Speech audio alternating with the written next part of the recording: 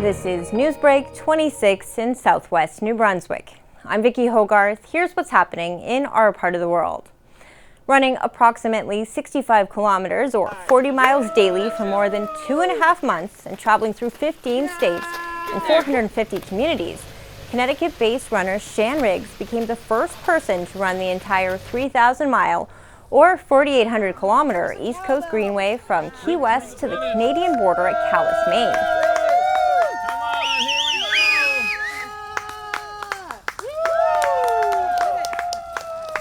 At the finish, Riggs proposed to his partner, cyclist Joshua and Grant, who'd been supporting his run route by cycling beside him and transporting all their supplies on a bike trailer.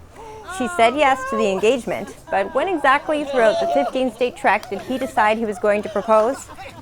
I've been thinking about it for a while, but I kind of decided maybe New Jersey, Really? New York. The proposal was a surprise for everyone at the finish line, especially Riggs' now fiance. I'm very surprised, especially the fact that he got down on a knee after running 40 miles.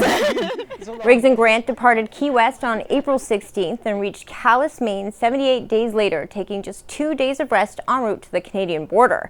Their mission was to draw attention to the East Coast Greenway, and they felt that firsthand along the way as onlookers offered support. More than half the time, we didn't have to get hotels. We were staying in people's guest rooms and stuff like that. So, and I think it reached our mission. Our goal was to give the Greenway Alliance some attention, and the fact that there's this 3,000-mile trail that's here that a lot of people don't even know exists. But it's also a work in progress. So 1,000 of it's a nice trail like this, and then the other 2,000's on roads. But so it's a lot still left to do. So we're trying to point out so that they can get as much community support through all these 450 communities that it passes through as possible.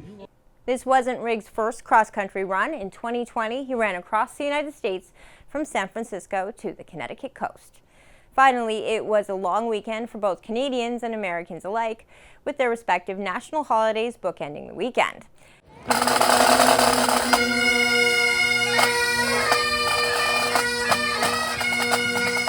After 2 summers of scaled-back Canada Day activities due to the COVID-19 pandemic, St. Andrews by the Sea got back to doing a large-scale Canada Day celebration like the town is typically known for, starting with the firemen's breakfast at the fire hall, followed by a farmer's market, children's races, and a cake-cutting ceremony with the mayor. An afternoon vintage car parade was followed by a traditional Canada Day parade, which I was lucky enough to co-host with CHCO's Jay Rimmer from the balcony of the Windsor House on downtown Water Street. Thousands of people from near and far, from both sides of the border, populated the town from morning to night.